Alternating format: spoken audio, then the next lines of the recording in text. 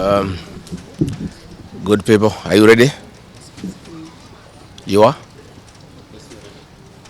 Thank you very much. We are here at the current hospital to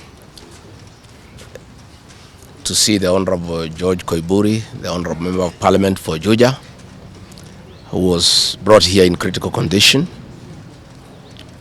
Last Friday, the Honorable George Koiburi had a function in his constituency in a place called Gachagua, and he had a serious engagement with his constituents. In fact, I had the opportunity to address those people through the phone. And after he left the ceremony, he was accosted by officers from the DCI who chased him, and he was able to escape using a motorbike with the help of the local constituents.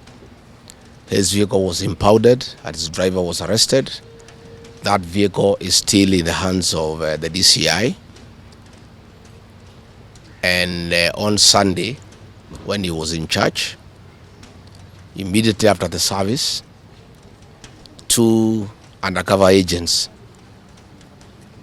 of a killer squad that has been put in place to deal with elected leaders who are not supportive of William Ruto abducted him in full glare of the church members,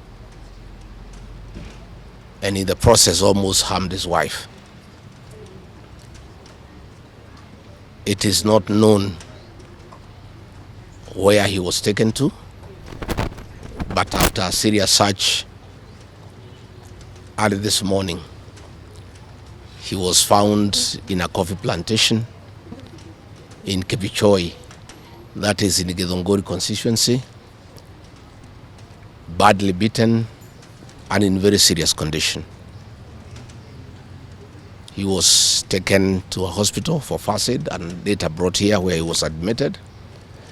And I've just seen him and I've talked to the doctors, and they have confirmed that the Honorable George Koiburi was tortured by professionals. He has serious soft tissue injuries. This is torture normally done by professionals. He has lost his voice, and the doctors are working round the clock to restore his vocal cords. And the Honorable Koiburi has been able to communicate through writing because he is not able to speak, that some chemical was administered through inhalation, and the doctors have told us that preliminary investigations confirm that that chemical has interfered with his vocal cords. The doctors have assured us they are doing everything within their power to make sure that he is out of danger. They have taken blood and urine samples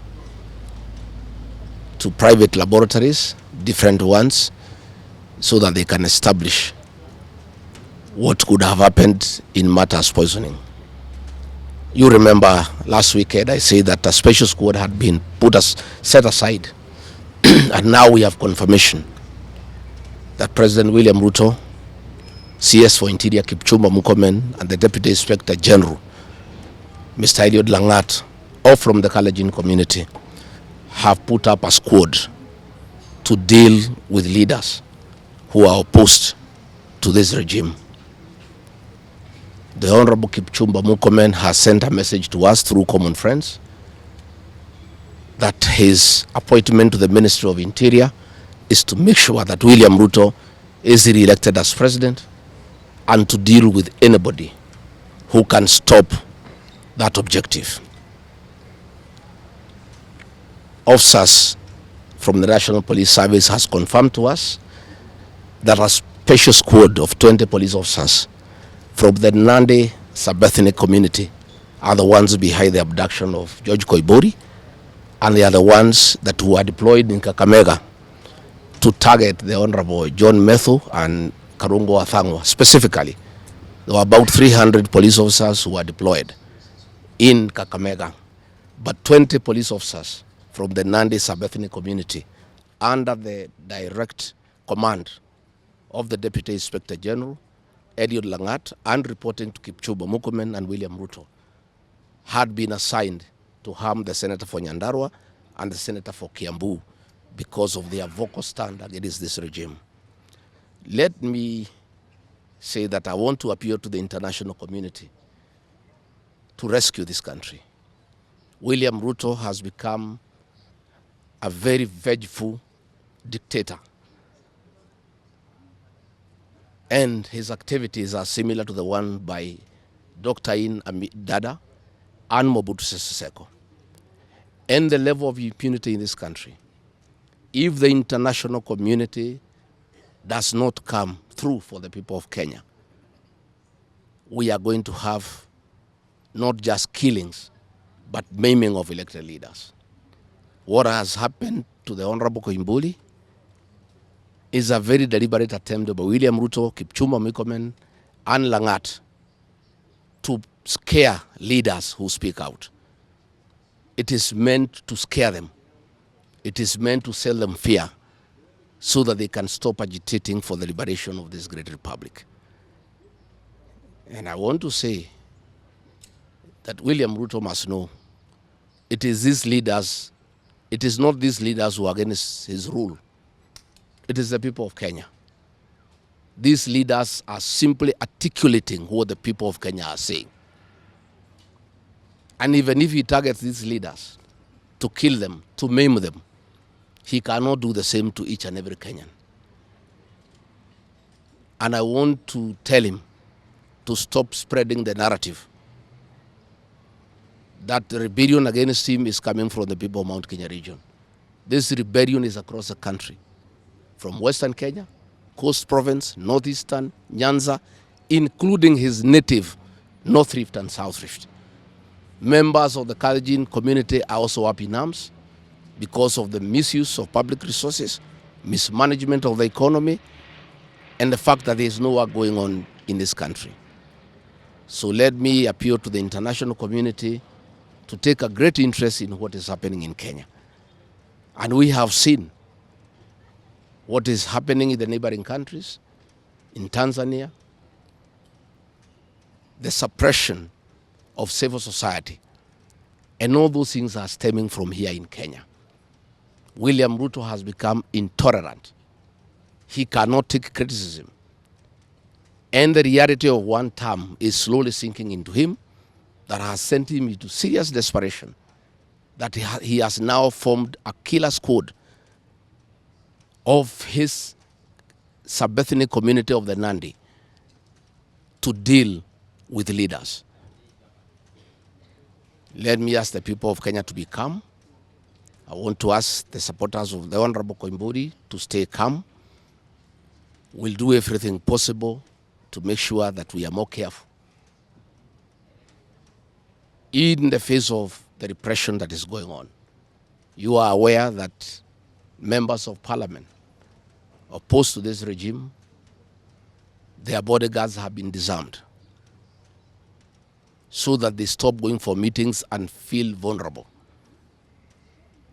But it is very clear why they have been disarmed is to allow members of that gang that has been formed by the president to abduct them and to threaten them.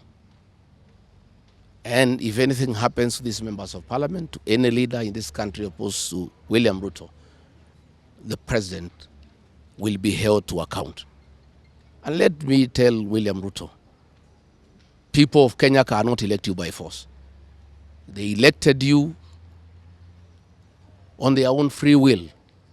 You are a popular leader 3 years ago, and you messed yourself up through bad governance, one-man rule, theft of public resources, wanton corruption, and tribalism. You cannot blame any of us here for the situation you find yourself in. The one-term movement is unstoppable, and there is nothing the president can do.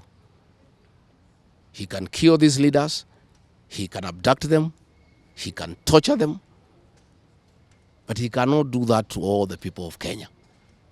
So I want to urge members of parliament and senators and others not to give up. Nobody can die from morning to evening. You can only die once. And the tree of liberation will be watered by blood. The Honorable George Koiburi is a hero of the Kenyan people. What he has undergone, the torture, the pain he is in, the anguish to his family members is not in vain. This liberation will take place, it will happen. And let me conclude by asking the Kenyan people not to be intimidated. Kenya is a constitutional democracy. They are entitled to cast their vote the way they want. And William Ruto cannot force the people of Kenya to elect him. And there is nothing he can do about it. Thank you very much.